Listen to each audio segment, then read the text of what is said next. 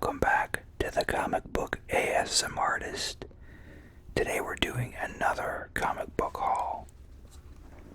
So we're just gonna get right into it. I hope you all had a nice holiday season here. And we'll ramble a little bit as we go. So, first and finally, Doomsday Clock number 12 came out. And I didn't realize it, but when I bought the first issue of this, it was close to when I started, doing my channel. So it's a bit funny to think about because I've been doing this for about 2.5 years now. So this came out in November originally, but I think it had a pretty good ending. I actually, on this whole haul, since I've been on vacation here, I was able to read all of my books already. So, as always, I can't say enough great things about the artwork. I really love the time and attention to detail that they put into the work, for sure. Now, the story, of course, always gets a little confusing here. Especially this one, they jump around in the timeline and stuff and all sorts of things. They tease something kind of incredible in here, but I'm not going to spoil that for you if you haven't read it. But I would say overall, it was a pretty good conclusion. And yeah, like I said, I don't want to spoil a bunch though, but lots of incredible art here.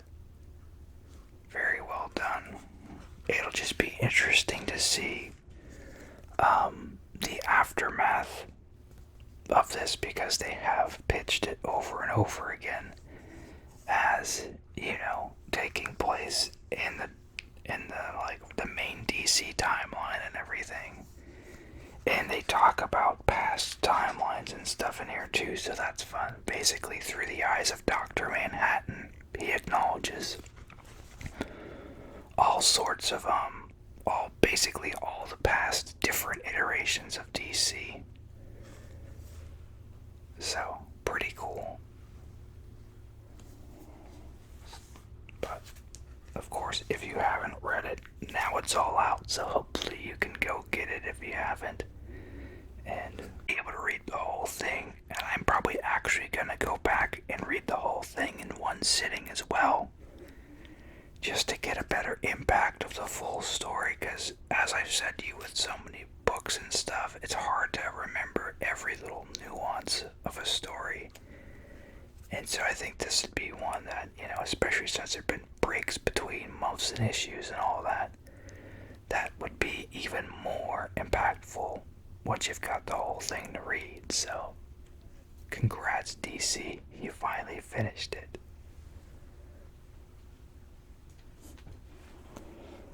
I forgot to throw my bags up here, but I don't know if I even have enough today anyway, so.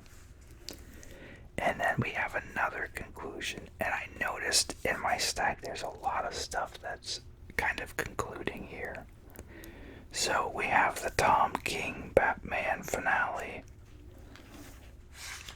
And once again, I love Mikael Yannen's art.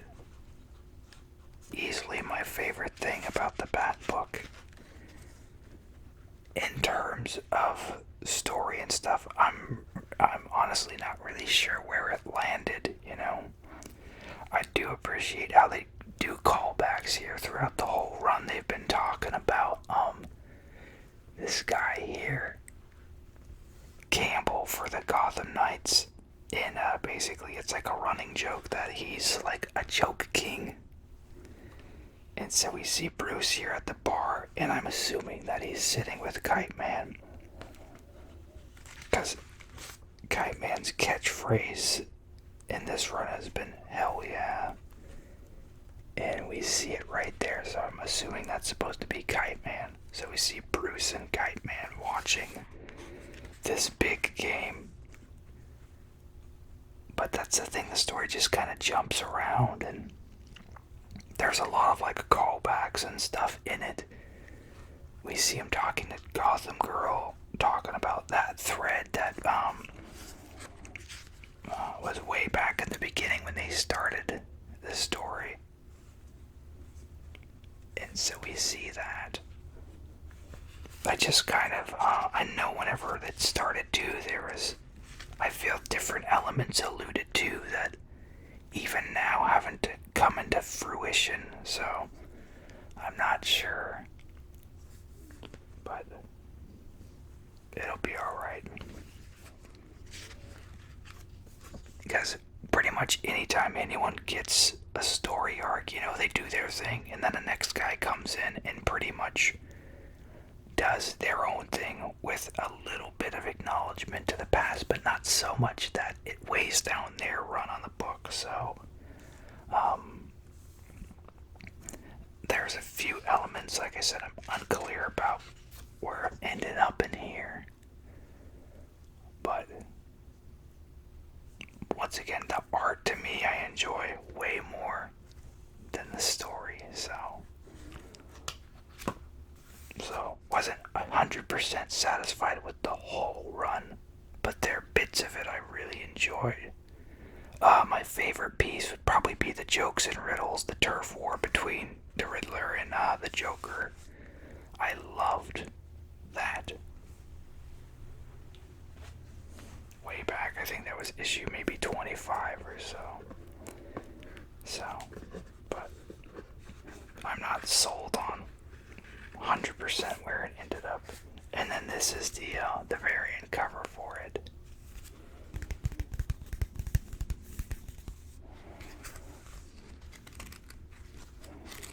Some page noises there.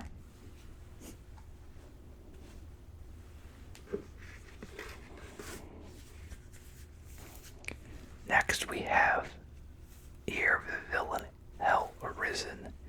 And this is all about a face-off between the Batman Who Laughs and Apex Lex. And I enjoyed this. And this is really boasting like the end of the Year of the Villain, which is kind of funny because it's gonna spill over into next month, or in the brand new year.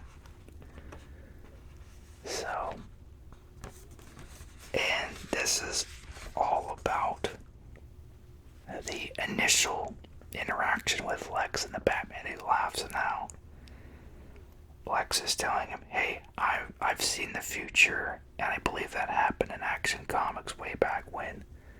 But he's like, I've seen the future, and you aren't part of it. To the Batman Who Laughs. And yeah, they're at odds with each other, so. And I'm surprised it even talked about the Forever Evil storyline a little bit here too. Which I don't even have those books anymore. I sold them a while back ago. And there wasn't a ton that I even remembered from the Forever Evil storyline either, so. But we see Lex coming, or Apex Lex as they want to call him. And he interacts with him and rounds them up to see Lady Perpetua. Now the thing I'm annoyed with, I do quite a few Instagram artist accounts and stuff that I follow.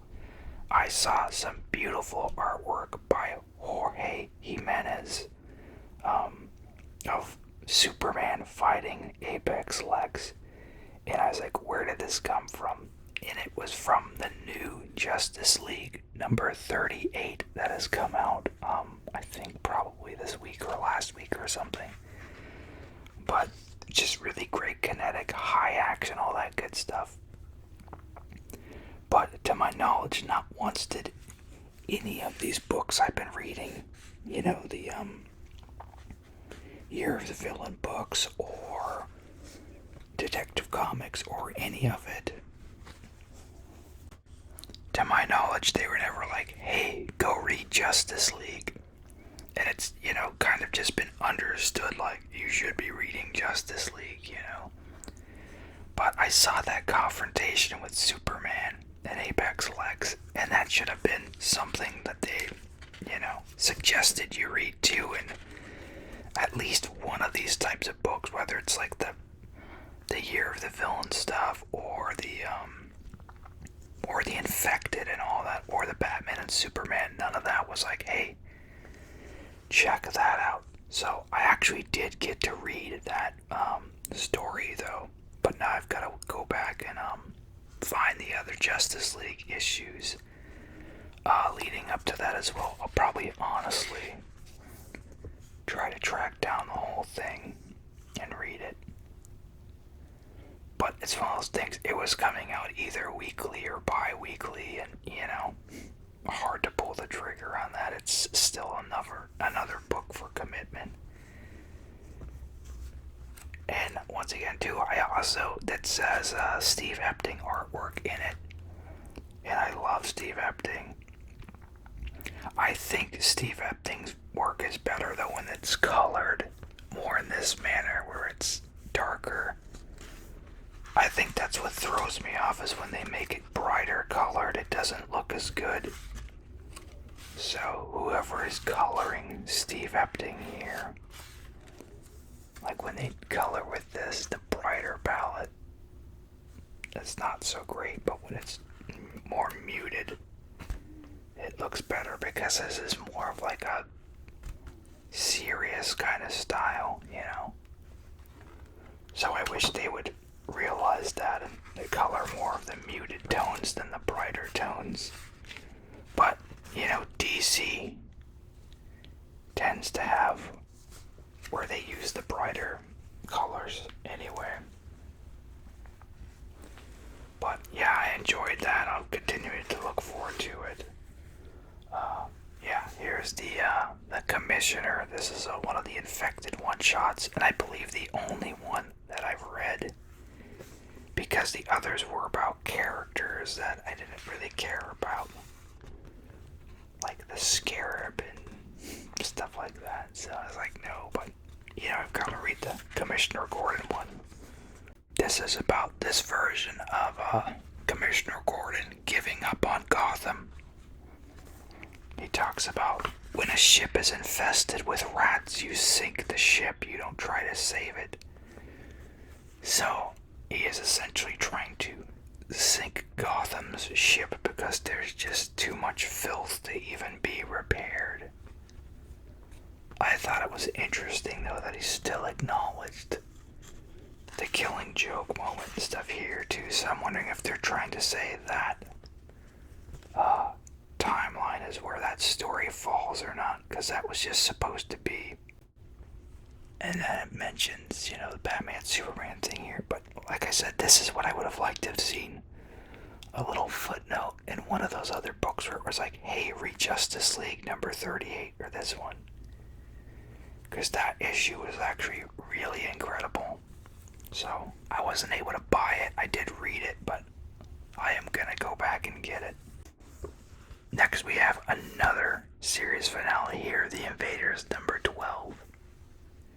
And so, yeah, this is the conclusion to the series. And we see lots of great Butch guys art here. And it switches to modern day, and then it goes back. And this talks about what they're dealing with Namor was possessed and pretty much tried to flood a bunch of the area, as well as turn humans into like half fish people. So we come to find out that he was being controlled and all this, and so they're trying to clean up that mess and bring the other guy to justice here with the serpent crown on his head.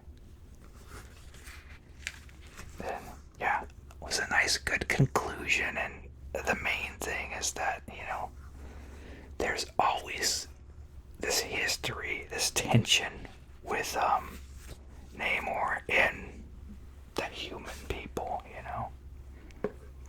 And so even though they brought the person to justice, there's always that little pocket of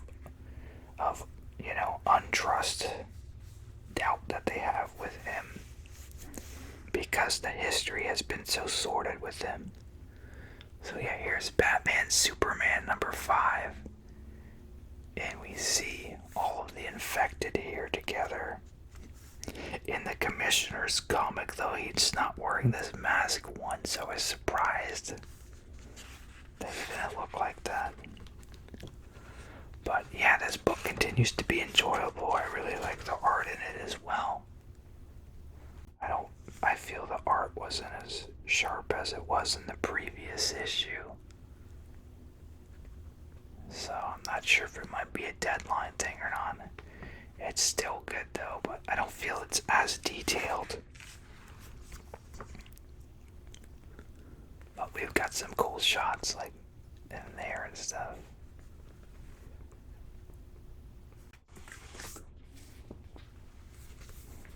Next we have Nightwing 67. And I absolutely love the cover on this here. And it was an okay book.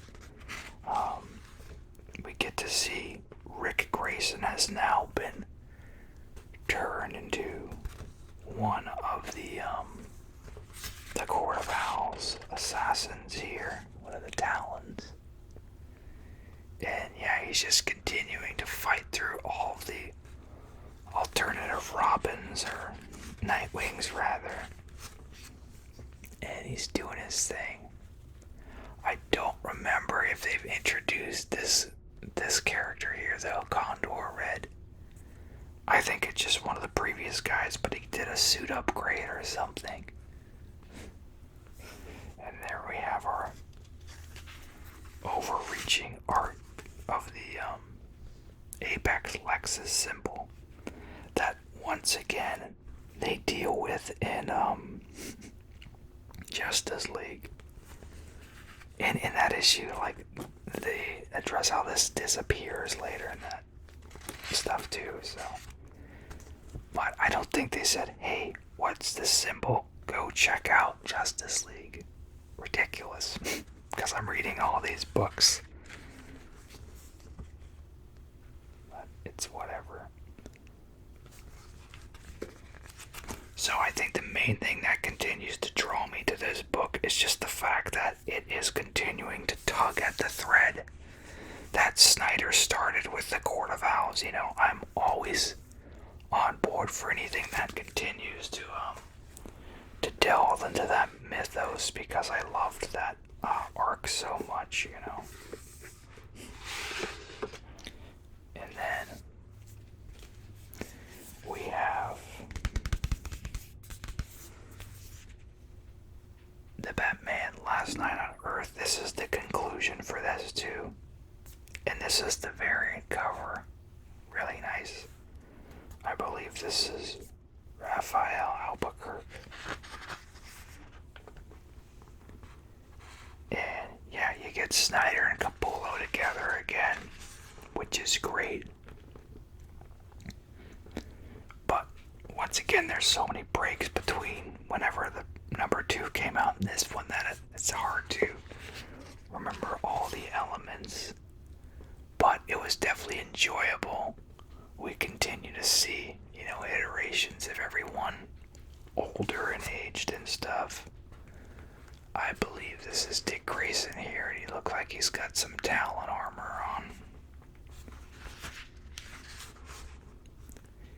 And he talks about in this timeline how the name of Batman has been perverted. So they hide in the shadows and utilize the Court of Owls' old nests and kind of work in secret as opposed to out in the open. And so this Batman is trying to right that. Because too, this version of Batman here isn't the regular Bruce Wayne we know of.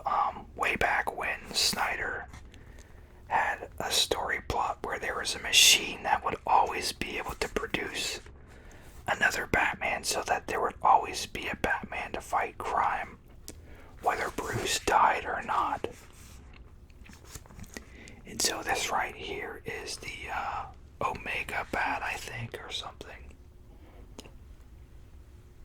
all you need to know is he's pretty hardcore. He's got Darkseid's head on a bike over here. And he's just evil for the most part. And so it's all about this other version of Batman here confronting that Batman.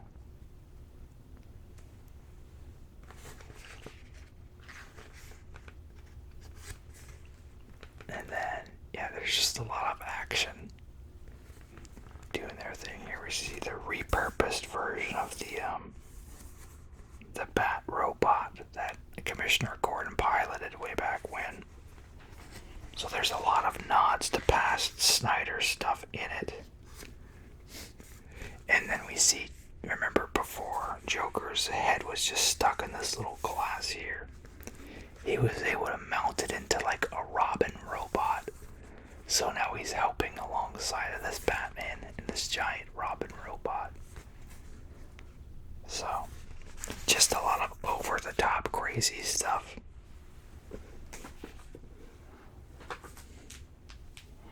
And then this one was already bagged because the shop did it for me. Because it's an oversized magazine book here. But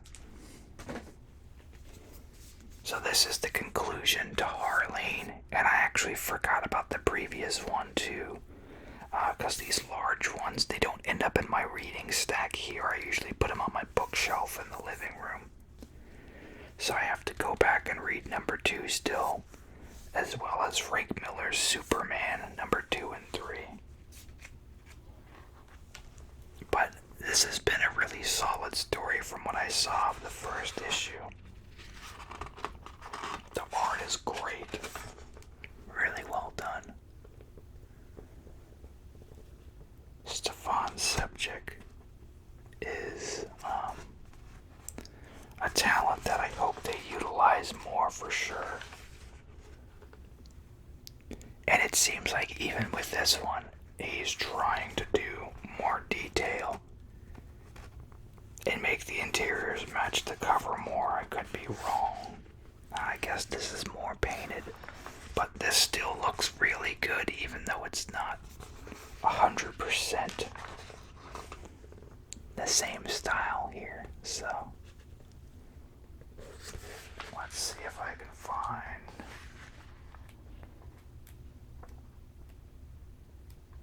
I haven't read this one yet either, honestly.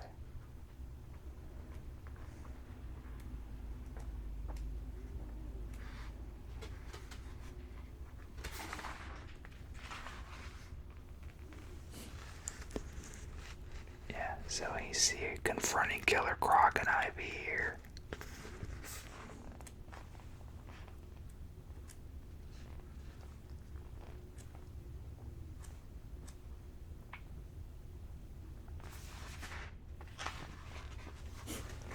Here's another shot of Ivy.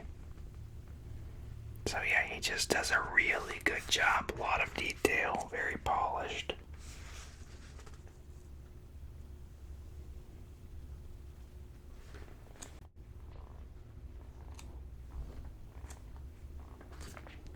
But it is a mature book, so be warned with that. So regarding Christmas, there wasn't actually a lot that was exchanged to me in the way of books or anything like that, but my kid wanted me to show off the couple things he got because they're kind of superhero related. We got some Dragon Ball figures here that I got him. He's actually not current. Even the old Dragon Ball. I'm not current on Dragon Ball Super. So I'm not even sure of this iteration of Goku Black here. But it's just a really good figure, and it was on sale at my comic shop, so I got him 2 of them.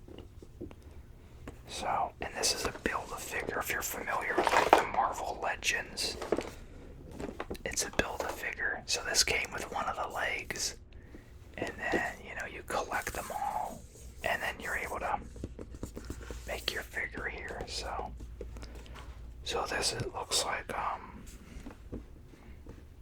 I believe this is all super iterations here, maybe. The Vegeta looks like a normal Vegeta, but we have your Ultra Instinct Goku here. And this Gohan looks maybe a little later. Vegito is in Dragon Ball Z, but I think this is probably a newer version of him. Same with the Trunks, so this is the one. And then they have like swappable hands and little energy blasts you can put on there and stuff, so really cool. I told him if he takes care of him that I'll get him more of him. And then the box just opens right up and you can shut it. So he wants to keep the box and hang him, but be able to take it out and play with him. So, yeah, I was given some money, and then we got, my wife got me like a beard kit for Christmas. So I might do like a beard combing and all that sounds video maybe. With, of course, a comic book magazine as a backdrop. Here's the Frieza one. And he knows Frieza, so. And then it has a piece of Shinron here. So that's a pretty cool Build-A-Figure there, having the big dragon. And then this, I guess even this one we see old mixed with new, so. Here's our traditional guys here, and then we see Beerus is definitely from Super. Everyone else looks like they are same. There's a 6 and a 7, so you've got to buy 2 Gokus. That's kind of weird. Not sure about that. But I would love to continue to get him these. But these run for about $25 a piece, so they are, premium figures. I was able to get my haul only with, because I got gifted some Christmas money, so I didn't have a ton of books, as you saw this week. But that's how I was able to pay for my haul, was with some Christmas money. And then I got a pair of shoes. Well, I got money for the shoes. And then I got, a couple hoodies as well. So, and then with my staff gift cards, I was able to get a few more of the Duct and April trades that I mentioned previously. So I've got 4 more on the way, and 3 of them are like the ones that I always hear about. So I'm really excited to read those. It's Creature Tech, Ghostopolis, gear. So my staff were nice enough to gift me some money and some gift cards as well. So one of them got me some Amazon gift cards, and then the rest pitched in some cash. But yeah, the cash pretty much got used for other people for Christmas, but that's okay. It happens. But I was glad that I got that, because those were things that I needed to get. And then I tried to return a PS4 hard drive to Target, brand new in package, never been opened. Retails for $90. And they said because I didn't have a receipt, they only gave me like $28 for it. So that really ticked me off, because I was hoping to get full value for it. Normally, anytime you do a trade-in, to my knowledge, if at a place where you don't have a receipt, they just, they give you the amount in a gift card to the store. So it's like, you're stuck spending it here, which is fine. So I was hoping on that, but they just gave me 28 instead of 90. So I wasn't able to get everything I needed, but I was able to get my wife heating pad that she needed. So, but it was a lean Christmas for sure, but it still takes money, but I'd like to do more, but that's just where we're at right now. But hopefully it will get better. I'm just thankful that I have people in my life that I'm able to give gifts to and receive stuff from, or even not be able to receive. I'm just so thankful for the people in my life, you know, and I'm thankful for you all as well. So, I hope you enjoyed it. We've got the new year coming up. If you're seeing this, I don't know when, but have a happy new year to you all. Yeah, make sure to like, comment, subscribe. Let me know what you want to see. I want to do bigger and better things, so let's share the channel out, grow it more and more. We can do incredible things together. I look forward to the new year and making more great content for you all. And as always, you all have a super slumber. Bye.